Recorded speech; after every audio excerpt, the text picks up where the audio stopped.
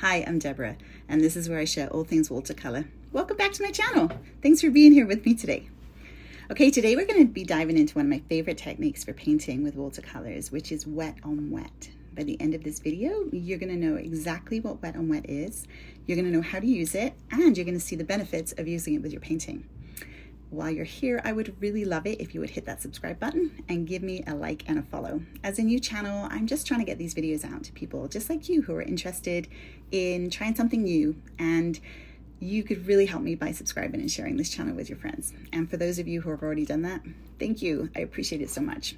Okay, what is wet on wet? Simply put, it's when you apply wet paint onto wet paper, creating a flowing effect with the colors. It's a technique that's really perfect for capturing just super lovely, dreamy paintings with very soft textures. So let me show you exactly how we can achieve this. Are you ready? Let's go. Wet on wet means that we are making the paper wet and then we're putting wet paint on top of it. So to begin with here, I'm just putting a clear wash on my watercolor paper. It doesn't have any paint in it, there's no pigment. I'm just taking clean water and putting it on the paper. I want to make sure that it's not puddling. I don't want too much, but I do want the paper to be saturated. Then I'm going to take some color and watch what happens here when I drop it onto the paper.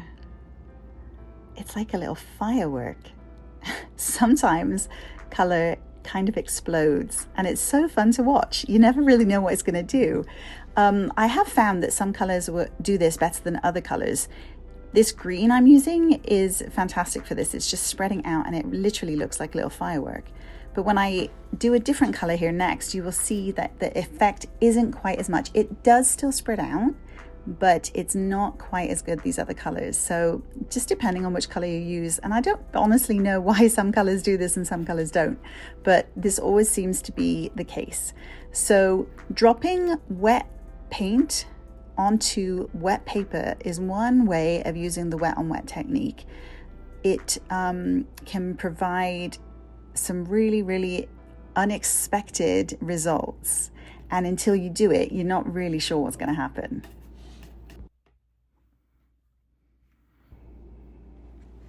In this next segment, I'm going to use a colored wash. So I'm just taking a little bit of blue pigment and watering it down a ton. So it's mainly just water with a little bit of color. And then I am washing it over using my brush, brushing it over the whole space. So I have that same wet paper, but it already has a little bit of color. And then I'm going to take that same color, but just with less water. So I'm going to use more paint straight from my palette without adding so much water into it. And I'm going to drop that color onto the already wet paper. So the paper has had a tiny bit of a chance to dry, although it is still wet. I guess it's more damp than wet. So this is probably wet on damp more than wet on wet. But I'm able to, right here, I'm sort of drawing these squiggly lines, and you can see that the lines aren't really super clear. They do fuzz out a little bit because the paper is still wet.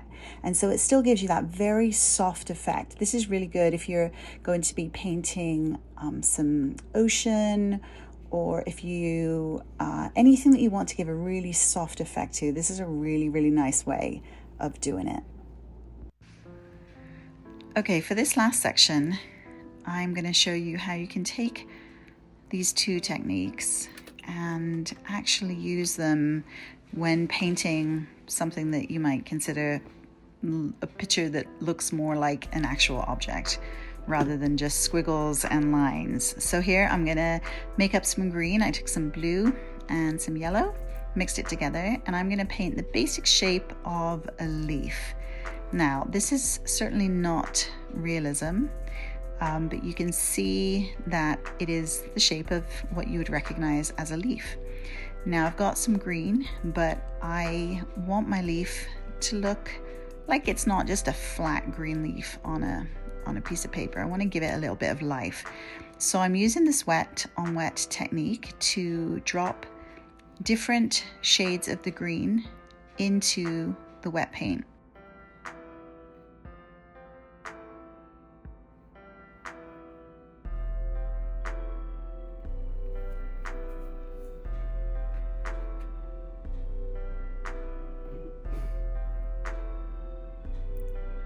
So next I'm going to paint a circle and fill that in with clean water. Again, just giving that paper a base of wet, and then I'm going to be dropping in some orange pigment. I decided here that I wanted to paint an actual orange piece of fruit.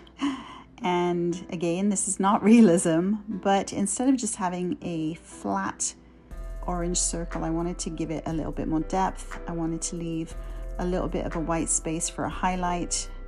And also I'm going to drop in some other color, again to give it more depth. And of course, when you do the wet on wet technique, it's very, very easy to do this because the colors just blend so effortlessly together.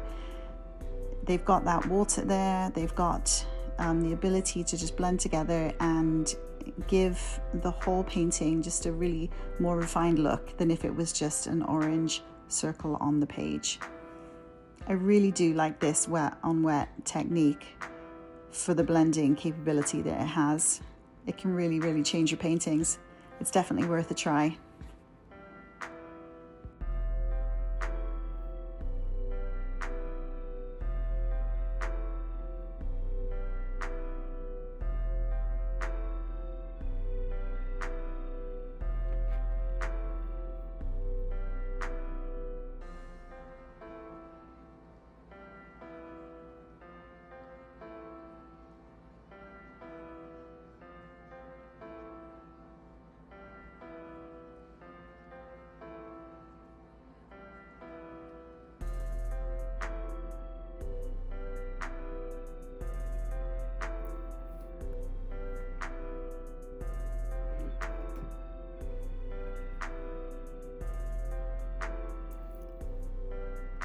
Thanks for watching today.